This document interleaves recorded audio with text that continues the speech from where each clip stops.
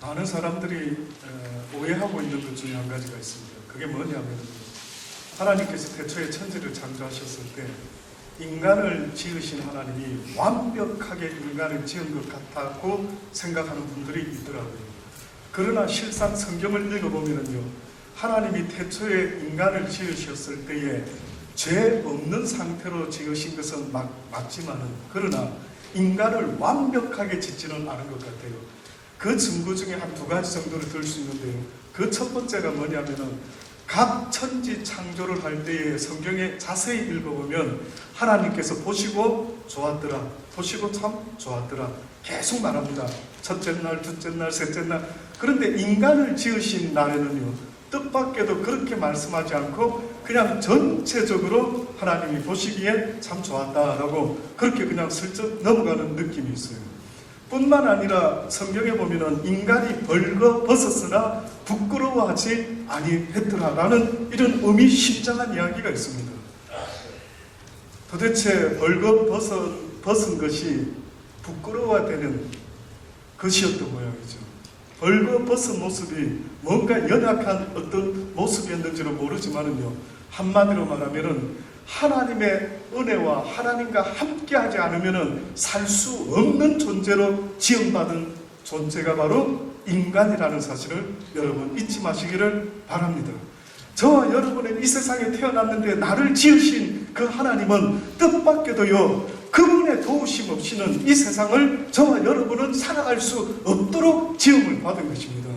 그래서 여러분이 태어나 보니까 이 세상이 이미 지어져 있는 것 아니겠습니까? 저는 인생을요 살아보지 않았기 때문에 날마다 살아가고 있습니다.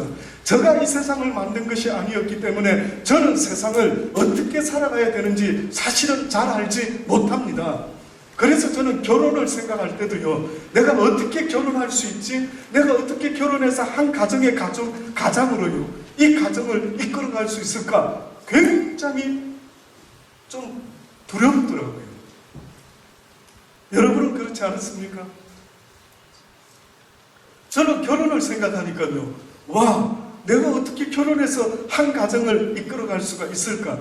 뿐만 아니라 자녀를 낳아서 키워야 되는데 과연 내가 그들을 굶기지 않고 키워낼 수가 있을까라는 것을 생각할 때 이 모든 세상은요, 제가 시작한 세상이 아니어서 그런지 모르지만 모든 것들이요 심히 걱정 근심되더라고요. 자신이 없더라고요.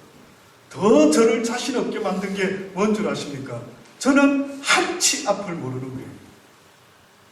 저라는 존재를 보니까요, 한치 앞을 모르게 지어져 있더라고요.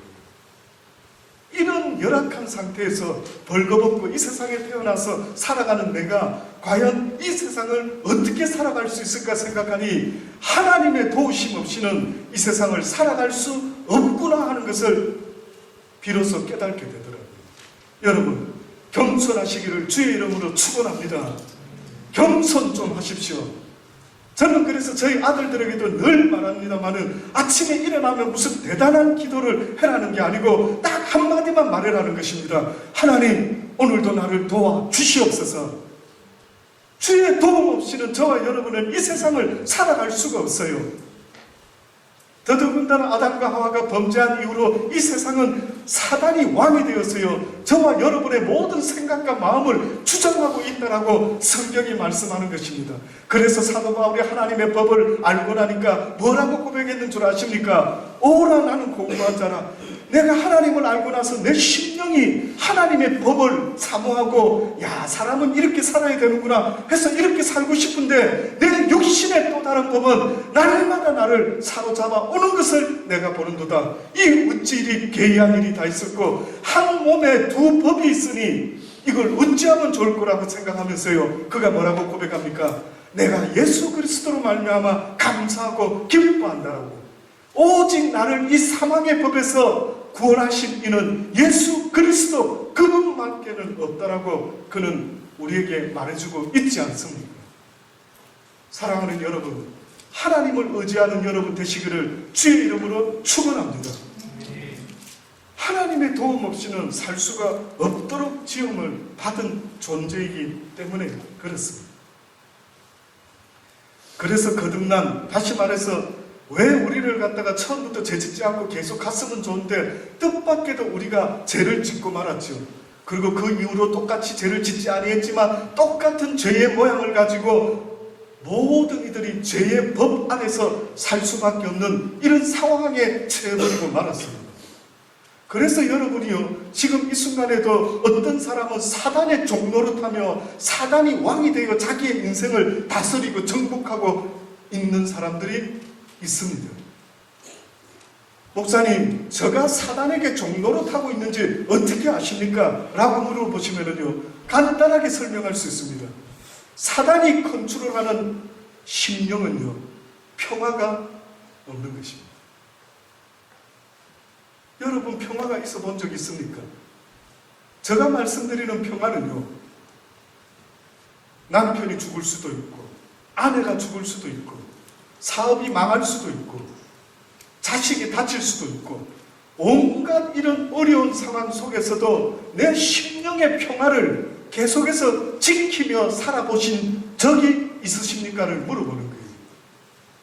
여러분이 살면서 그런 어려운 가운데도 심령에 빼앗기지 않는 그 평안, 다시 말하면 오직 예수님만이 주실 수 있는 그 평안을요, 경험해 보신 적이 있는지를 물어보는 것입니다.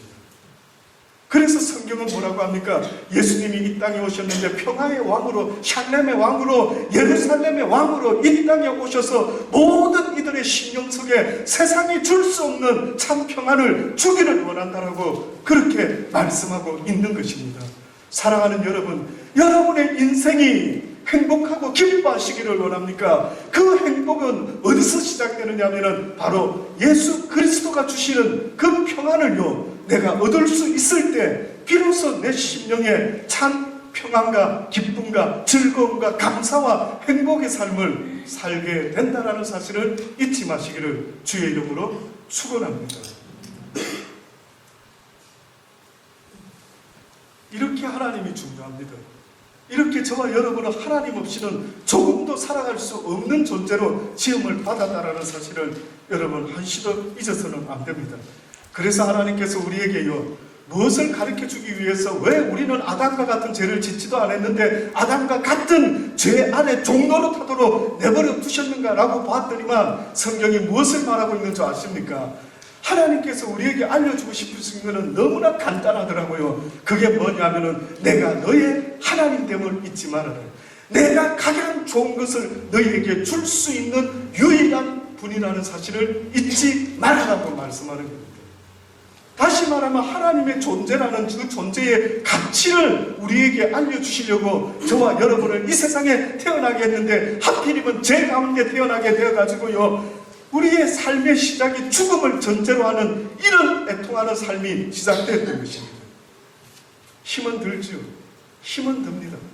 그러나 하나님이 우리에게 가르쳐주고 싶으신 그 한 가지 진리가 있다면요, 나 여호와가 너희에게 줄 수 있는 이 아름다운 것들을 어떻게 하면 알려줄 수 있을까요? 조금은 역설적인지 모르지만은요, 어떤 사람이 부잣집에 태어나가지고 막 좋은 음식을 먹는 거예요. 그래서 그 사람은 평생 먹고 싶은 대로 먹다 보니까 이제는 질려가지고요, 뭐 하나가 이제 맛있는 게 없는 것입니다. 그런 사람에게 여러분, 어떻게 하면 음식을 맛있게 다시 먹을 수 있도록 기회를 줄 수 있을까요? 그래서 어떤 왕이 광고를 붙였답니다.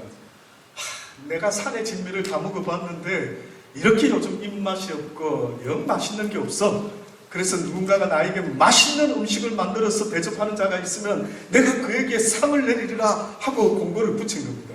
수많은 사람이 내놓으라는 음식의 솜씨를 뽐내는 사람들이 만들어가지고요, 그 왕에게 가지고 왔어요. 그래서 왕에게 드렸더니만 왕이 다 먹어보고 그래 그거고 그게 그긴데, 그런데 어떤 사람이 이렇게 이야기하는 것입니다. 왕이시여, 내가 만든 음식은 진짜 왕이 좋아하실 수 있을 겁니다. 그런데 조건이 있습니다. 무슨 조건인가 봤더니만 이 음식을 드시려고 하면은 3일은 금식하셔야 됩니다. 그랬던 겁니다. 여러분, 3일 후에 그 음식을 먹었을 때 왕의 반응이 어땠겠습니까? 기가 막히겠죠. 와, 이렇게 맛있는 음식이 있을까? 지금 하나님이 우리에게 이 세상의 고난을 내버려 두시고 이 세상의 힘들고 어려운 가시 같은 것들을 내버려 두시는 이유를 생각하면은 뜻밖에도 많은 사람들이 이해 못한다라고 하지만은요, 그 고난과 고통과 가시를 통해 하나님이 우리에게 주기를 원하는 것은 바로 하나님의 은혜라고 성경이 말씀하고 있는 거예요. 너희에게 고난이 없었다면은 이 고난을 통해서 하나님의 은혜를 맛볼 수가 없다. 이 고난을 통하지 아니하고서는 하나님의 사랑과 하나님의 긍휼하심과 하나님의 그 크신 사랑을 알 길이 없다라고 말씀하는 겁니다. 그래서 고난이요, 살아가면서 고난이 생깁니까? 그 고난 앞에서 기도하는 자가 있다면 그 고난은 더 이상 고난이 아니다.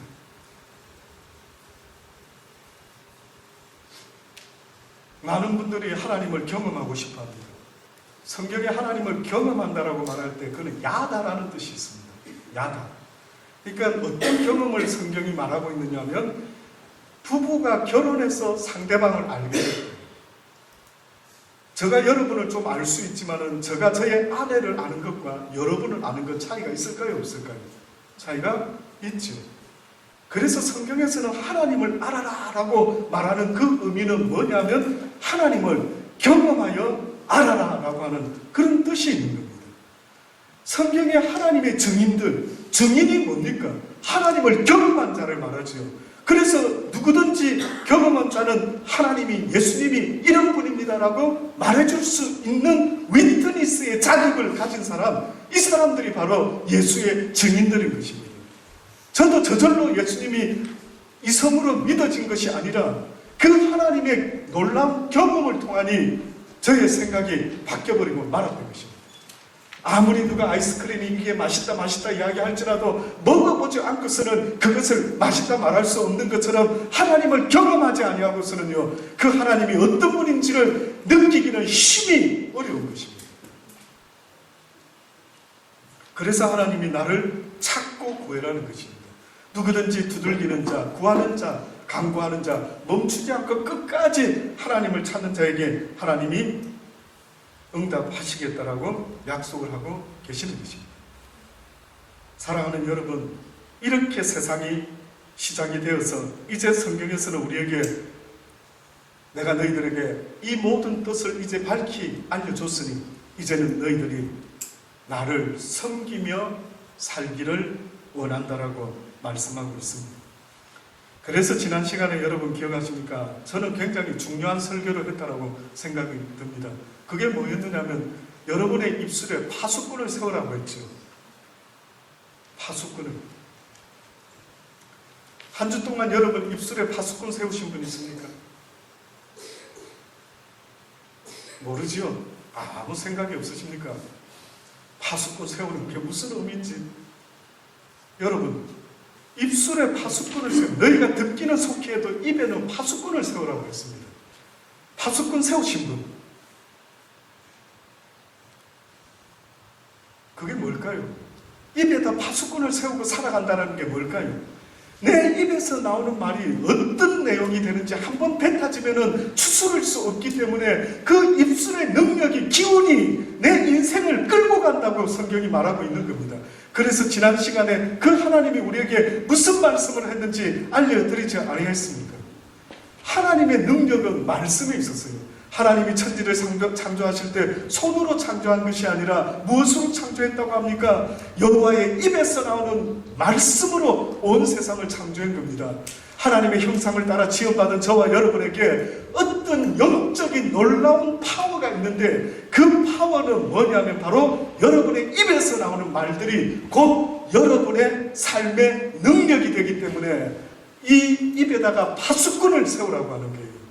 말이 나오기 전까지는 내가 컨트롤할 수 있지만 이 말이 뱉어지면은 그 다음부터 이 말이 내 인생을 이끌어가게 된다라는 이 놀라운 이야기를 성경이 알려주고 있는 겁니다. 그래서 예수 믿고 거듭났다, 예수 믿고 이제 그리스도인의 삶을 살게 되었다라고 할 때 무엇이 바뀌었느냐라고 물어보면, 당신이 그리스도인이 된 증거가 뭐냐라고 물어보면 주일날 교회에 나오는 것이 증거가 아니라요, 여러분의 입에서 나오는 말이 변화가 일어나야만 되는 것입니다. 지난주에 저는 어떤 분하고 이렇게 이야기를 나누었어요. 하나님 이야기를 이렇게 나누는데요. 그분이 이렇게 표현했습니다. 목사님, 저도 목사님 말씀처럼 그렇게 신앙생활 잘 하고 싶습니다. 그런데 이게 잘 안 돼요. 제가 참 많이 부족해서 잘 안 되는 것 같습니다. 뭐 이런 식의 이야기를 나누었어요. 그래서 제가요, 그분에게 이렇게 이야기했죠. 대화 나누면서. 방금 본인이 한 말 어떤 의미인 줄 아십니까? 방금 본인이 하신 말씀의 의미가 무슨 뜻인 줄 알고 하셨습니까? 무슨 말이냐면 여러분의 입에서 나오는 말들을 가만히 들어보면요, 내 말로 내가 이미 다 정죄를 하고 말아버려요. 안 된대요. 나는 잘 못한대요. 맞죠? 그러나 하나님을 아는 사람들에게 이 말이 바뀌어져라라고 말했는데, 어떻게 바뀌어져라고 말하냐면, 나는 할 수 없지만은 I can do that anything, everything in Jesus Christ. 예수님 안에서 나는 무엇이든지 능치 못함이 없다는 거예요. 믿습니까? 네. 믿어주시기를 바랍니다. 그래서 지난 시간에는 이 말에 대해서 얼마나 중요한가를 말씀을 드렸습니다. 사랑하는 여러분, 이 말에는 능력이 있고 파워가 있어서요, 여러분의 미래를 결정할 수 있는 모든 것들 중에 가장 중요한 게 바로 입술의 말입니다. 내 인생의 내용을 설명해봐라면 내가 살면서 무슨 말을 하고 살았는지가 곧 내 인생의 내용이 될 수 있다는 사실도요, 또한 여러분 잊지 마셔야 됩니다. 그래서 지난 시간 결론적으로 뭘 말씀드렸느냐 하면, 너희들의 입에서 나온 모든 말로 하나님이 심판하여 줄 것이라고까지 성경은 말씀했죠. 그렇게 말씀하신 하나님이 오늘 우리에게 어떤 말씀을 주고 있느냐 하면, 사람을 외모로 취하지 말라라고 말씀합니다. 내 사랑하는 형제들아, 영광의 주 곧 우리 주 예수 그리스도를 믿는 믿음을 너희가 받았으니 사람을 외모로 취하지 말라. 얼마나 많은 사람들이 살아가면서 외모로 사람을 취하는지 모릅니다. 큰 교회 목사, 적은 교회 목사, 큰 교회 성도, 적은 교회 성도, 못생긴 사람, 잘생긴 사람, 돈 많은 사람, 돈 없는 사람, 모든 사람을 대할 때마다요, 뜻밖에도 외모로 사람을 대하고 있는 우리의 모습이 오늘 성경에 뭐라고까지 말씀하고 있느냐 하면은, 율법이 너희들을 뭐라고 말한다고요? 범죄자로 정한다. 잊지 말아라. 너희가 어찌하여 사람을 외모로 판단하느냐?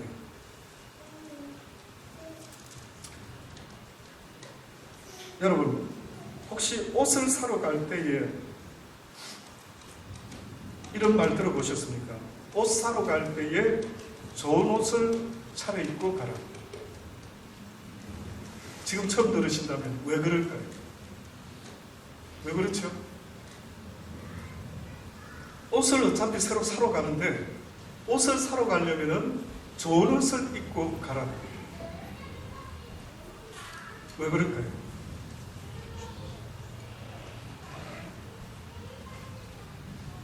뜻밖에도요, 혹시 옷가게 하시는 분 계십니까? 옷가게. 저희 교회는 없는 모양입니다. 아니면 옷가게에서 아르바이트 해보신 분 있습니까? 예, 주영이 옷가게에서 아르바이트.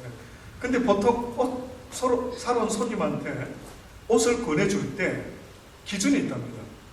근데 뜻밖에도 무슨 기준이 있는가 봤더니만은요, 그 사람이 입고 온 옷으로 그 손님을 평가하는 겁니다. 그래서 그 사람의 옷의 수준을 딱 보고요, 요 사람이 지금 입고 온 옷의 수준이 요 수준이니까 요런 옷을 권해드려야 되겠다 라고 생각해서 뜻밖에도 입고 온 옷을 기준으로 옷가게 사람들이, 점원들이 그렇게 옷을 추천한다는 거죠. 일리가 있죠. 일리가 있죠.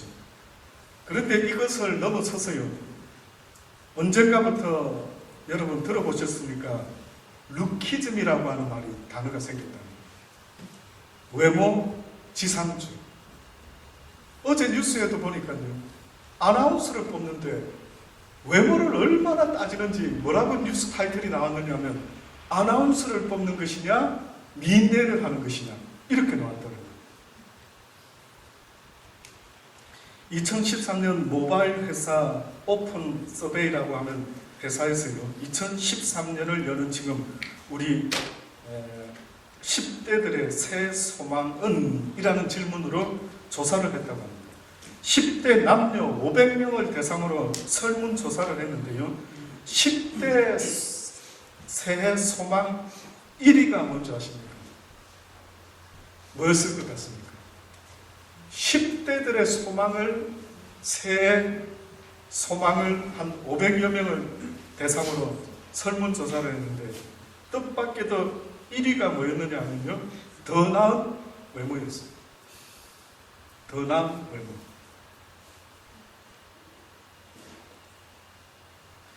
저는 이런 이야기를 들을 때마다 어떤 생각이 들냐면, 저의 자식이요, 만약에 저한테 아빠, 왜 저들이 쌍꺼풀이 없습니까? 쌍꺼풀이 있으면 좋겠습니다. 그러면서 자기 외모에 불만족하면서요, 아빠 돈을 좀 주시면 제가 쌍꺼풀 수술을 좀 하고 싶습니다 하면 혹시 저 기분이 어떨 것 같습니까? 어떨까요? 아이고 그래, 내가 봐도 야 영 밋밋하다, 쌍꺼풀 수술하자, 좀 좋은 데 가서 멋지게 만들어내자, 뭐 그럴 부모님이 있겠죠. 근데 저는요, 만약에 그 소리를 자식한테 들었다면 왠지 마음속에 좀 섭섭한 마음이 들 것 같아요. 왜? 분명히 저를 좀 닮은 게 있을 것이고 엄마를 닮은 얼굴이 있을 텐데 자기 얼굴에 만족을 못하고 아빠, 엄마 여기 손 좀 대봤으면 좋겠습니다 이렇게 말했다면 저 마음속에 왠지 좀 섭섭한 그런 마음이 분명히 생길 것 같아요. 저뿐만이 아니라요, 아마 하나님이 그것을 듣고 계시면 하나님 마음은 어떨까요? 여러분, 하나님이 어련히 알아서 우리를 이 모습으로 만드셨을까? 저는 어느 순간에 그렇게 믿어지더라고요. 아멘 되시기를 바랍니다. 그래서 저는 언젠가부터 하나님께 기도할 때 왜 나를 쌍꺼풀 없는 눈으로 만드셨습니까? 이렇게 질문하지 않고요, 이제는 바뀌었습니다. 하나님, 나를 왜 이렇게 쌍꺼풀 없이 매력적으로 만드셨습니까? 무슨 이유가 있으십니까? 라고 물어보기 시작했죠. 그렇습니다, 여러분. 전능자께서 내 외모부터 모든 머리부터 발끝까지 뜻이 계시지 않겠습니까? 모두가 동일하게 짓지 아니하시고 하나님의 뜻 가운데 내가 아니면 안 되는 그 어떤 사명을 나한테 주셔서 이 땅을 살아가게 하시는 하나님의 뜻이 있다라고 믿기 때문에요. 어느 순간부터 왜 나를 이 모양으로 만드셨습니까? 라고 묻기 전에 하나님, 나를 통하여 어떤 영광을 받기를 원하십니까? 라고 오히려 그렇게 질문하는 게 더 복되더라고요. 사랑하는 우리 아이들, 10대들 잊지 마세요. 하나님, 나를 이렇게 만드신 이유가 있겠죠. 그게 하나님의 권한입니다. 이게 하나님의 권한이라고, 주권이라고 그 전능자가 말씀하는 거예요. 그런데 어느 순간에 수많은 아이들이요, 외모에 막 목숨을 걸고 있습니다. 그래서 외모 때문에 아마 공부를 잘해도 외모 때문에 취직이 안 되고 외모 때문에 결혼을 못하고 외모 때문에 그렇게 살아가고 있습니다. 하나님이 들으시면 어떻게 들으실까요? 과연 그것을 하나님이 어떻게 들으실까? 심히 걱정스러워요. 오히려 하나님은 외모를 이야기하시는 것이 아니라 무엇을 말씀하고 있습니까? 너희의 내면이 어떠한지를 보아라고 말씀하고 있는 것입니다. 사랑하는 여러분, 예수님의 외모도요, 여러분 생각할 때 그렇게 좋은 외모가 아니었던 것 같아요.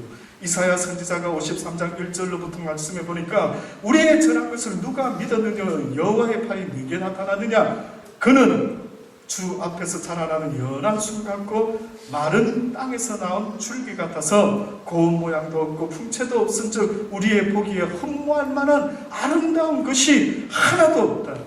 그는 멸시를 받아서 사람에게 실어 버림받아 됐고 강교도 많이 받아 겪었으며 질고를 아는 자라 마치 사람들에게 얼굴을 가리우고 보지 않음을 받은 자 같아서 멸시를 당하였고 우리도 그를 귀히 여기지도 아니했대. 여러분과 제가 믿는 예수 그리스도가 뜻밖의 되어 그분의 모습은 풍채가 흠모할 만한 것이 아무것도 없다라고 말씀을 합니다. 하나님을 보시는 기준은 우리의 외모가 아닙니다. 우리의 마음의 생각의 중심을 보고 계십니다. 아름다운 이야기, 무엇이 성경이 아름답다라고 말하는지 알려드리기 바랍니다. 미국에서 있었던 이야기입니다. 라이언 화이트라고 하는 한 소년이 있었답니다. 근데 13살에 혈우병을 알아가지고요, 수술을 받았어요. 근데 수술을 잘못해가 그만 에이즈에 걸리고 말았어요, 이 아이가. 완전히 어른들의 잘못으로 이 라이언은 죽음에 처하게 되었습니다. 그는 자신이 곧 죽을 것을 알면서도요, 그 누구를 원망하지 않고 변함없이 밝게 학교 생활을 하고 있었어요. 이 이야기가 소문이 나기 시작했습니다. 그래서 신문 기자들에게 알려지고 신문 기자들은 이 소년의 이야기를 신문에 매일 게재를 했답니다. 텔레비전 모든 매체를 통해서 이 아이에 대한 근황을 이야기합니다. 오죽했으면 당시에 레이건 대통령과 도널드 트럼프, 마이클 잭슨 등 유명 인사들이요, 이 소년을 찾아가가 많은 선물을 주고 위로를 하는 관심을 표현했다고 합니다. 근데 이 라이언이라는 소년이 5년 동안 그렇게 살다가 결국은 18살에요 죽게 되었습니다. 그때 아들과 아버지가 마지막으로 나눈 대화가 크리스찬 신문에 기고가 됐어요. 어떤 내용이었는 줄 아십니까? 이 아버지와 아들의 대화입니다. 아버지가 이야기를 합니다. 아들아, 미안하다. 이제는 내가 내게 아무것도 해줄 것이 없구나. 이 아빠가 더 이상 어떤 일도 해줄 수 없음을 용서해다오. 이렇게 이야기를 했습니다. 그랬더니 이 아들 라이언이 18살 때 죽기 직전에 뭐라고 이야기하느냐. 아빠, 전 지금까지 많은 선물을 받아왔지만 아무래도 아빠로부터 가장 큰 선물을 받은 것 같아요. 아빠는 저에게 천국의 티켓을 선물로 주시지 않았습니까? 바로 예수님을 소개해 주셨어요. 아빠 때문에 교회에 나가서 예수님을 믿고 영생을 선물로 얻은 걸요, 이보다 더 위대한 선물이 어디 있겠습니까? 이렇게 이야기를 했다는 겁니다. 세상에서 가장 아름다운 것이라는 것은 어떻게 보면 이 귀한 진리를, 이 예수 그리스도를 증거하는 이 삶이요, 이 세상에서 가장 아름다운 삶이다라고 성경이 말씀하고 있습니다. 특별히 디모데후서 1장에 보면은요, 이제는 우리 주 예수 그리스도의 나타나심으로 말미암아 나타났으니 저는 사망을 패하시고 복음으로서 생명과 썩지 아니할 것을 드러내신지라. 내가 이 복음을 위하여 반포자와 사도와 교사로 세우심을 입었노라. 이를 인하여 내가 또 이 고난을 받되 부끄러워하지 아니하면 나의 의뢰한 자를 내가 알고 또한 나의 의탁한 것을 그날까지 제가 능히 지키실 줄을 확신합니다. 너는 그리스도 예수 안에 있는 믿음과 사랑으로서 내게 들은 바 바른 것을 본받아 지키고 우리 안에 거하시는 성령으로 말미암아 내게 부탁한 아름다운 것을 지켜라. 성경이 아름답다라고 말하는 것은 외모를 이야기하는 것이 아니라 아름다운 삶을 이야기하는데, 바울이 디모데에게 뭐라고 권면하고 있느냐면 이 세상에 가장 아름다운 것을 지켜라. 그것은 곧 예수 그리스도의 진리의 말씀이니, 여러분 언젠가는 저와 여러분 이 세상을 떠나게 되죠. 올 때는 순서가 있었는지 모르지만 갈 때는 순서가 없다라는 사실을 잊지 마십시오. 제가 주중에 딸 같은 그 걸에게 전화를 받았습니다. 지금 퍼스에서 다윈인가요? 다윈에서 간호사로 일을 하고 있습니다. 공원에서 운동을 하는데 전화가 와가지고 전화를 받았는데 그 딸 같은 아이가 그 집안끼리도 자랐거든. 뭐라고 이야기냐면, 목사님, 저희 아빠가 많이 아파요. 뇌에서 내수가 흘러서 코로 나오고 있습니다. 몇 년 전에 수술을 잘 했는데 이게 다시 뭔가 문제가 생겼는지 한국에 다시 들어가야 될 것 같습니다. 목사님, 도대체 하나님이 왜 우리 가정에 이러십니까? 우리 아빠가 뭘 잘못했지요? 비즈니스를 열심히 하시다가 뜻밖의 사기도 당하시고 뜻밖의 원치 않는 육신의 연약함에 또 이런 일이 있으니 도대체 우리가 뭘 잘못했습니까? 이 딸이 울먹이면서 그렇게 이야기를 합니다. 그래서 제가 이야기했습니다. 사랑하는 딸아, 목사님도 육신이 그렇게 건강한 건 아니란다.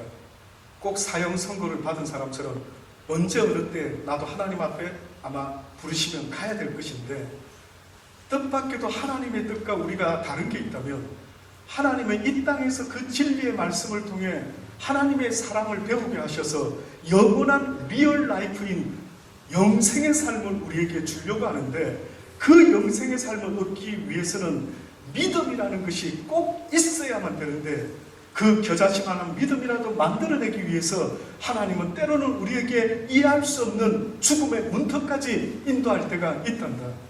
사랑하는 딸아, 이 땅에서 사랑하는 가족들과 오래 살고 싶은 것은 이해할 수 있겠는데, 그러나 나도 너도 우리 모두가 언젠가는 주님의 말씀대로 영원한 하나님의 나라의 영생을 살아야 될, 그것이 우리의 실질적인 삶의 모습이다라는 것을 한시도 잊어서는 안 된다.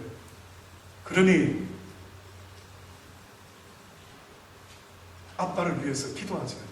그 믿음을 만들어낼 수 있도록 아빠를 위해서 기도하자. 저는 전화를 끊고요, 그 아빠가 부러웠습니다. 이렇게 걱정해주는 사랑하는 딸이 있다는 것이요, 얼마나 행복한 아빠인지.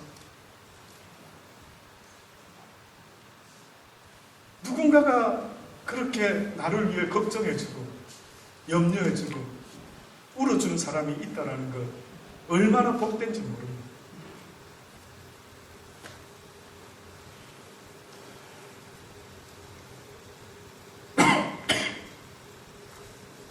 사랑하는 여러분,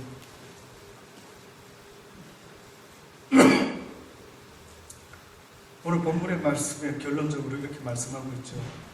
너희가 아름다운 옷을 입은 자를 돌아보아 가로되 여기 좋은 자리에 앉으소서 하고, 또 가난한 자에게 이르되 너는 거기 섰든지 내 발등상에 앉으라 하면 너희끼리 서로 구별하며 악한 생각으로 판단하는 자가 되는 것 아니냐. 내 사랑하는 형제들아, 들을지어다. 하나님이 세상에 대하여는 가난한 자를 택하여 믿음에 부요하게 하시고 또 자기를 사랑하는 자들에게 약속하신 나라를 유업으로 받게 아니하셨느냐. 그런데도 너희는 도리어 가난한 자를 괄시한다라고. 여기 가난한 자라고 하는 것은 조건이 아닙니다. 천국 갈 수 있는 조건이 가난한 자가 아닌 것입니다. 상태를 이야기하는 것입니다. 가난이 천국 갈 수 있는 조건이 아니고요, 지금 가난한 상태를 이야기합니다. 그러면 가난의 상태가 어떤 상태라고 말씀하고 있느냐면, 가진 것이 아무것도 없는 사람, 그래서 하나님 밖에 의지할 것이 없는 사람입니다. 이것을 성경에서는 가난한 자라라고 이야기를 합니다.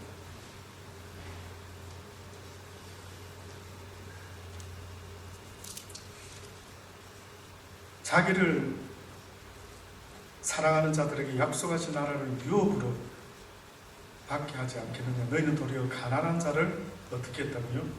괄시하였다. 부자는 너희를 압제하며 법정으로 끌고 가지 않느냐. 저희는 너희에게 대하여 일컫는다. 그 아름다운 이름을 해방하지 아니하느냐. 너희가 만일 경에 기록된 대로 내 이웃 사랑하기를 내 몸과 같이 하라라고 하신 최고한 법을 지키며 잘하는 것이거니와 만일 너희가 외모로 사람을 취하면 죄를 짓는 것이다. 경에 기록한 약속의 말씀인데 내 이웃을 사랑하기를 내 몸과 같이 하라. 내 이웃이 누굽니까?